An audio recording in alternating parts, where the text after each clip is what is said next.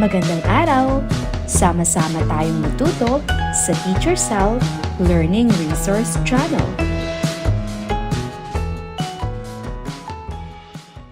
Revised K-12 Curriculum, GMRC 3, Quarter 3, Week 8, Paghikayat sa kapwa na igalang ang mga sagisag ng bansa. Para sa unang araw. Pamilyar ba sa inyo ang kanilang kasuotan? Bakit mahalaga ang ganitong kasuotan?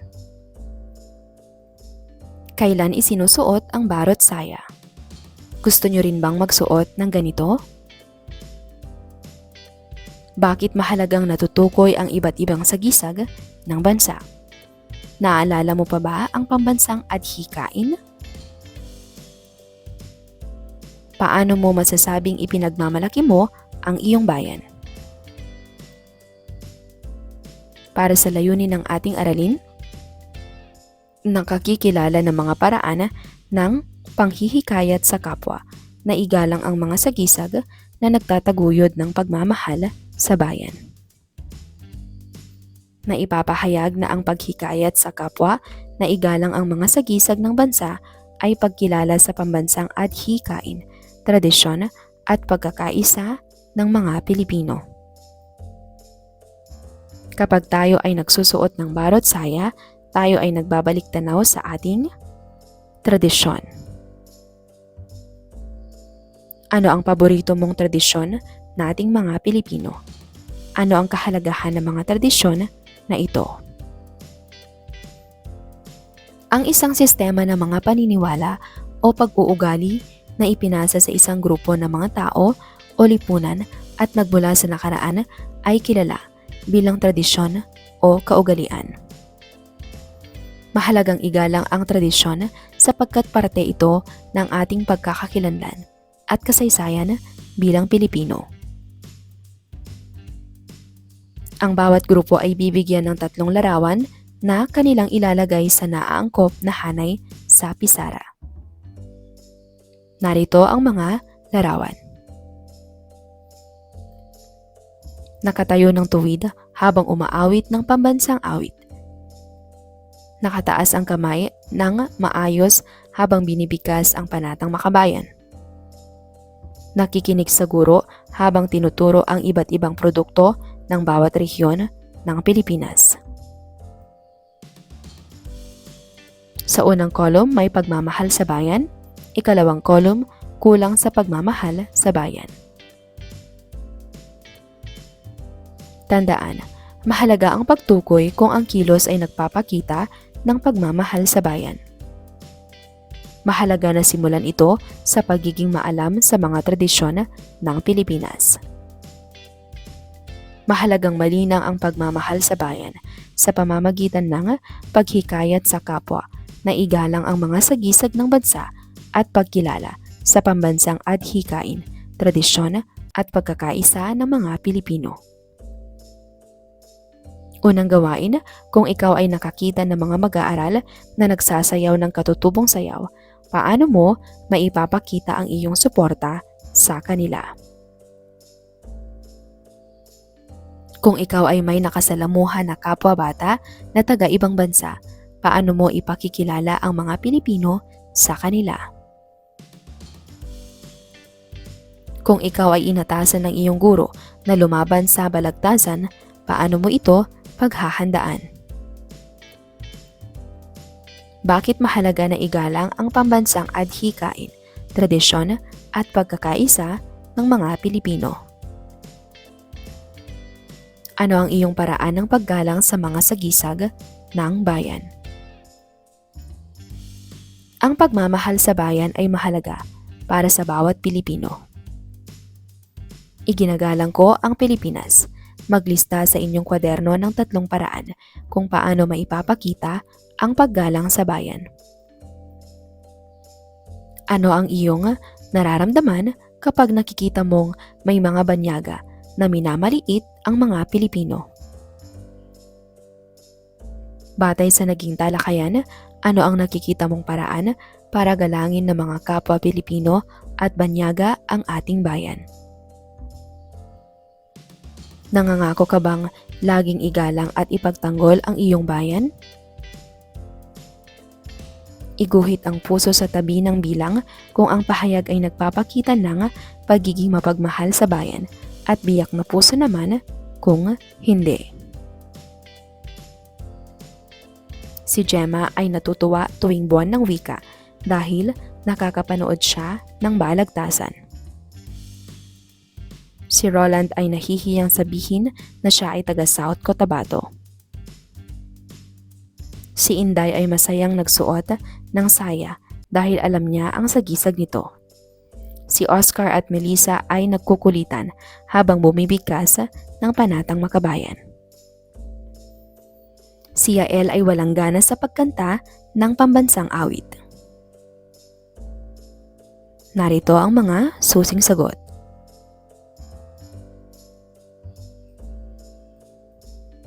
Dahil naipakita ninyo ang inyong natutunan, gagawa kayo ngayon ng tula na naghihikayat igalang ang mga sagisag ng Pilipinas. Sa makulay na papel, isulat ang iyong tula. Gamitan ito ng mga pangkulay at pangdisenyo. Maging malikhain. Para sa ikalawang araw. Ano ang kanilang ginagawa sa larawan? Kayo rin ba ay handang magsanay kagaya ng grupo na nasa larawan? Layunin ng ating aralin sa araw na ito, ating tutukuyin ang mga paraan ng paghihikayat sa kapwa na igalang ang mga sagisag na nagtataguyod ng pagmamahal sa bayan. At maipaliliwanag na ang panghikayat sa kapwa na igalang ang mga sagisag ng bansa ay pagkilala sa pambansang adhikain, tradisyon at pagkakaisa ng mga Pilipino. Makikinig kayo sa musikang pinatutugtog at iikot kayo sa mga upuang nakaayos ng pabilog. Kapag huminto ang musika, uupo kayo agad.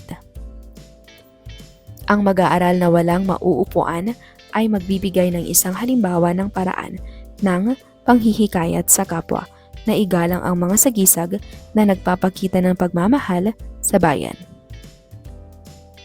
Narito ang mga posibleng sagot. Pagtayo ng tuwid habang umaawit ng lupang hinirang.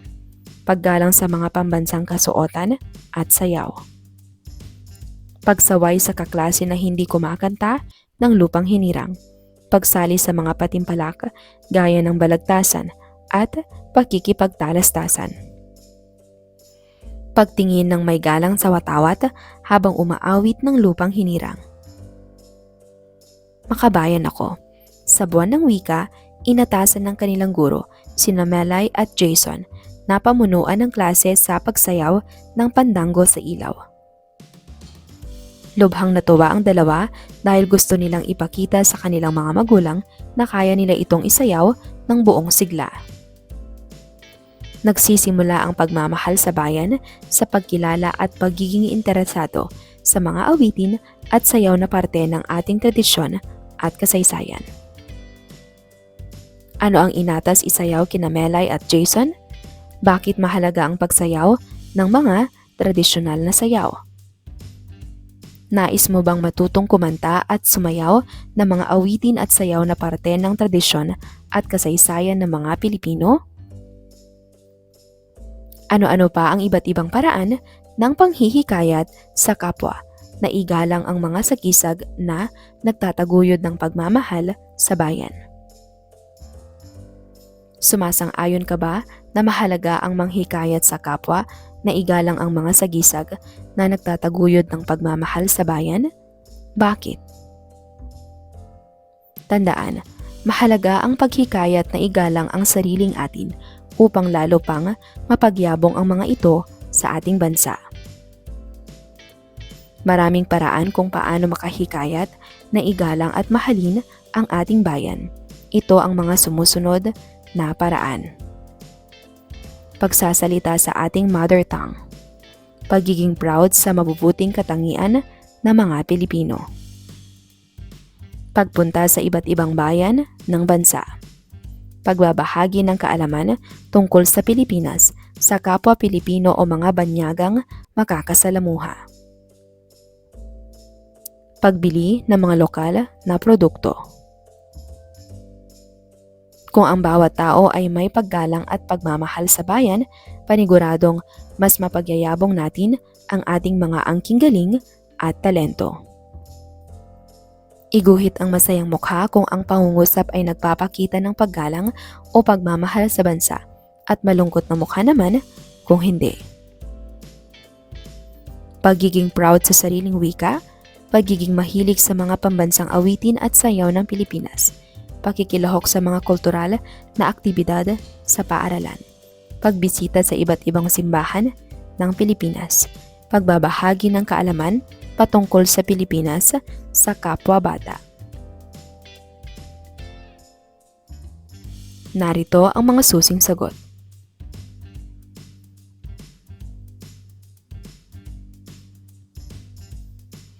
Batay sa mga ipinakitang sitwasyon, alin ang sa tingin mong mahalagang baguhin ng mga Pilipino para mas mapagyabong ang pagkakakilanlan ng Pilipinas?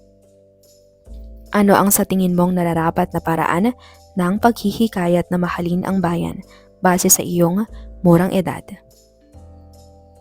May nais ka bang ibahagi sa klase tungkol sa paggalang sa bayan at mga adhikain, tradisyon at pagkakaisa ng mga Pilipino? Isulat ang akmang salita na nasa loob ng panaklong. Ang pagmamahal sa bayan ay opsyonal, nararapat. Ang mga kapwa-bata na nagpapahalaga sa bayan ay nakatutulong sa Pilipino sarili. Ang pagmamahal sa bayan, pagmamahal sa banyaga ay mahalagang matutunan ng bawat mag-aaral sa tulong ng mga naghikayat sa kanila. Ang pambansang awit, K-pop ay sumasagisag sa pagkakakilanlan ng isang Pilipino. Ang kabataan, katandaan ang pag-asa ng bayan, ayon sa ating pambansang bayaning Jose Rizal. Narito ang mga susing sagot. Nararapat, Pilipino, pagmamahal sa bayan, pambansang awit, kabataan. Dahil naipakita ninyo ang inyong kaalaman, iguhit ninyo ang inyong mga sarili kasama ang mga produktong Pilipino na hilig nyo. Kumuha ng makulay na papel, iguhit ang sarili kasama ang hilig na produktong Pilipino. Naway magsilbing paalala ang mga guhit ninyo na kailangan mahalin ang sariling atin para matutunan nating ipagtanggol ang ating bayan.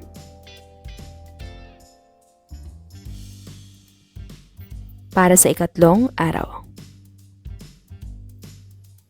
Naaalala ba ninyo ang mga sagisag ng bansa? Alam ba ninyo na ito ay kaakibat ng pagmamahal sa bayan? Hatiin ang inyong klase sa mga grupo para sa roleplay. Gumawa kayo ng mga halimbawang kasabihan na nagpapahayag ng mga sumusunod na layunin. Ang bawat grupo ay itatalaga sa isang layunin.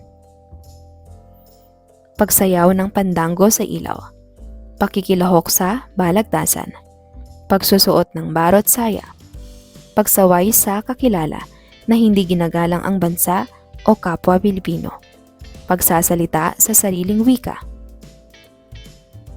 Sa araw na ito, maipahahayag ninyo ang paghihikayat sa kapwa na igalang ang mga sagisag na nagtataguyod ng pagmamahal sa bayan. At mapatutunayan na ang paghikayat sa kapwa na igalang ang mga sagisag ng bansa ay pagkilala sa pambansang adhikain, tradisyon at pagkakaisa ng mga Pilipino. Sagutan sa inyong kwaderno ang crossword puzzle. Across, Jose Rizal, ating pagkakakilanlan sa gisag ng bansa. Down, pambansang ibon, ating bansa. Tandaan, mahalagang natutukoy nyo ang mga paraan ng paggalang at pagmamahal sa bayan. Ang pagmamahal sa bayan ay kinakailangan sa panahon ngayon kung saan talamak ang pagiging mahilig sa banyaga sa lahat ng aspeto ng buhay.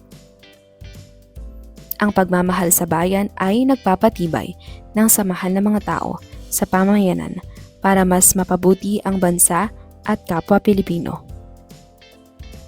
Sa iyong kwaderno, lagyan ng bituin ng patlang kung ang sitwasyon ay nagpapakita ng pagmamahal sa bayan. Malungkot na mukha naman kung hindi. Ayaw ni Urduha na nakakikita ng P-pop artist sa kanyang TikTok FYP. Si Fred ay mahilig magsulat ng tula at makipagbalagtasan. Hindi binibigyan ng importansya ni Peter ang kanyang aralin sa kasaysayan. Hilig ng mga kaibigan ni Isko ang maglaro ng mga larong Pinoy tulad ng luksong baka, piko at iba pa. Ang mga sapatos ni Malcolm ay gawang Marikina. Narito ang mga susing sagot. Gagawin rin ba ninyo ang mabuting sitwasyong nabanggit? Bakit importante ang pagmamahal sa sariling atin? Pagmasdan ang larawan.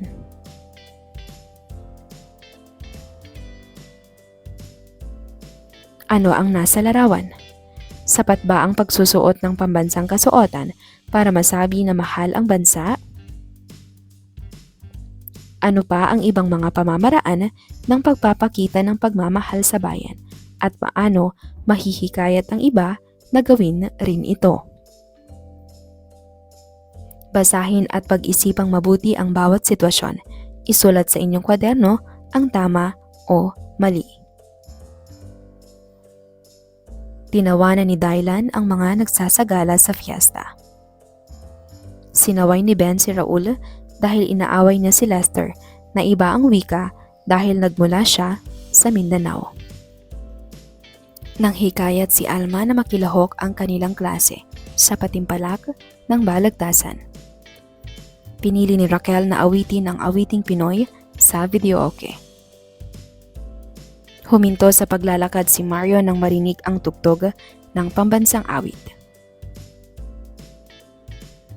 Narito ang mga susing sagot. Mali, tama, tama, tama, tama.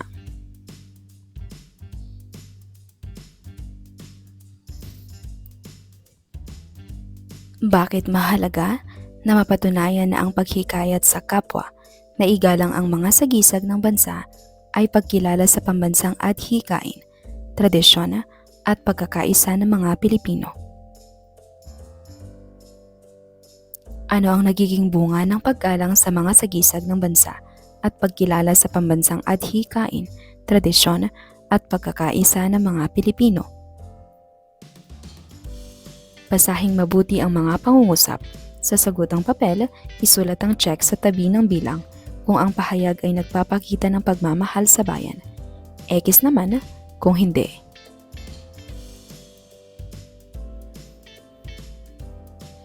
Si Erwin ay nahihiyang magsalita sa kanyang sariling wika. Si Eman ay mahilig sa mga luto o putahing Pinoy at ipinagmamalaki niya ito. Minamaliit ni Joey si Leslie dahil hindi siya marunong magsalita ng Ingles. Laging inaasar ni Bea si Maria dahil may punto ang kanyang pagsasalita. Mapagpasensya si Tim sa kanyang mga kaklaseng galing sa ibang probinsya kahit hirap silang makipag-usap sa isa't isa. Narito ang mga susing sagot.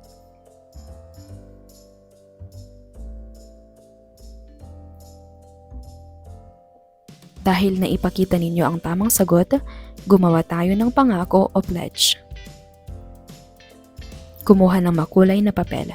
Isulat ang iyong pangako kung paano mo sisiguraduhin na patuloy mong ipaglalaban ang mga sagisag ng bansa at pagkilala sa pambansang adhikain, tradisyon at pagkakaisa ng mga Pilipino. Naway magsilbing paalala ang inyong pangako na para sa pagmamahal sa bayan, kailangan nating pahalagahan ang bawat kapwa Pilipino at ang ating bansang Pilipinas.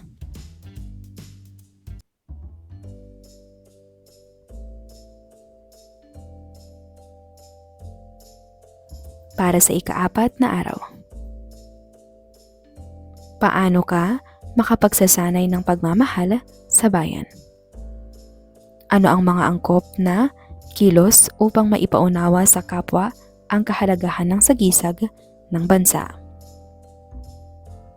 Sa araw na ito, kayo ay makapagsasanay ng pagmamahal sa bayan sa pamamagitan ng mga angkop na kilos upang maipaunawa sa kapwa ang kahalagahan ng sagisag ng bansa at mapangangatwiranan na ang paghikayat sa kapwa na igalang ang mga sagisag ng bansa ay pagkilala sa pambansang adhikain, tradisyon at pagkakaisa ng mga Pilipino. Situation Analysis. Sina Eric at Micah ay magpinsan na lumaki sa ibang bansa. Ngunit nang sila ay bumisita sa Pilipinas, namangha sila sa kasaysayan, pagkain at mga kultural na gawain ng mga Pilipino. Kung bibigyan ka ng pagkakataon, mas pipiliin mo bang manirahan sa ibang bansa? Bilang isang Pilipino, iginagalang mo ba ang mga sagisag ng ating bayan? Ano sa tingin mo ang dapat pang pagtuunan ng pansin ng gobyerno para mas mapabuti ang ating bayan at mga sagisag nito? Tandaan, ang pagmamahal sa bayan sa pamamagitan ng mga angkop na kilos upang maipaunawa sa kapwa ang kahalagahan ng sagisag ng bansa ay parte ng pagiging mabuti at responsableng Pilipino. Ang pagmamahal sa sariling atin ay magpapatibay ng ating pagmamahal sa ating kapwa Pilipino. Ang pagtatanggol sa ating bansa at mga sagisag nito laban sa kasamaan at korupsyon ay parte ng ating responsibilidad bilang mga mabuting Pilipino. Mahal ko ang aking bayan dahil dugtungan ninyo ang mga pangungusap na nasa pisara upang maipahayag na pinahahalagahan ninyo ang Pilipinas at ang mga sagisag nito. Pagkatapos, magbahagi kayo kung mayroon kayong katanungan o reaksyon sa mga sagot ng inyong mga kamag-aral. Tandaan, sa paaralan at tahanan, natutuhan maglinang ng pagmamahal sa bansa at paghihikayat sa ibang gawin rin ito. Maraming paraan kung paano manghikayat sa kapwa na igalang ang mga sagisag ng bansa at kilalanin ang mga pambansang adhikain, tradisyon at dahilan ng pagkakaisa ng mga Pilipino. Ito ang mga sumusunod na paraan.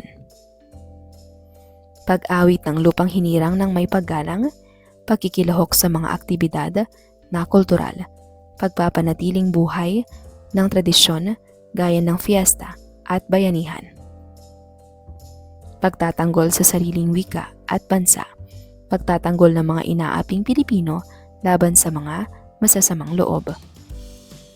Kung ang bawat Pilipino ay may pagmamahal sa Pilipinas, paniguradong mababawasan ang puot sa ating bansa.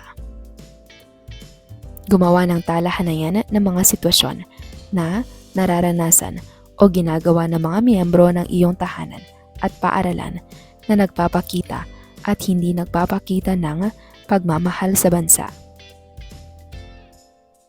Sundin ang panuto sa ibaba. Sa unang kolom, mga sitwasyon na nagpapakita ng pagmamahal sa bansa. Magbigay ng 2 hanggang 3 sitwasyon. Sa ikalawang kolom, mga sitwasyon na hindi nagpapakita ng pagmamahal sa bansa. Magbigay ng 2 hanggang 3 sitwasyon. Sa ikatlong kolom, paano itatama ang nasa ikalawang kolom? Bakit dapat maglaan ng oras para masiguradong makapaghihikayat sa kapwa na igalang ang mga sagisag ng bansa? Ano-ano ang mabuting dulot ng pagkilala sa pambansang adhikain, tradisyon at pagkakaisa ng mga Pilipino? Iguhit ang nakangiting mukha sa tabi ng bilang kung ang pahayag ay nagpapakita ng pagiging makabayan. Isulat ang malungkot na mukha kung hindi.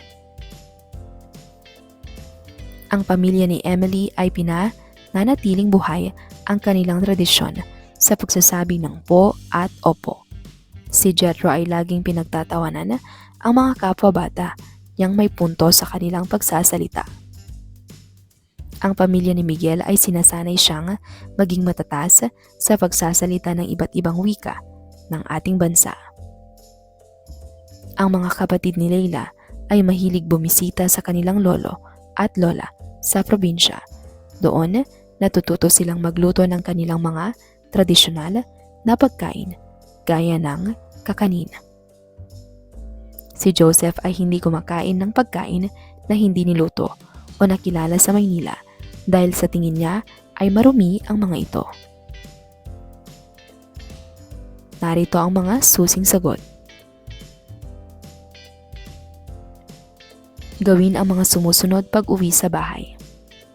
Tanungin ng magulang o kapatid kung ano ang maaari niyong gawin bilang pamilya na makahihikayat sa iba na igalang ang adhikain at tradisyon ng Pilipinas. Ilista ang mga ito sa inyong kwaderno. Maging handa dahil itatanong ito ng guro sa susunod na araw.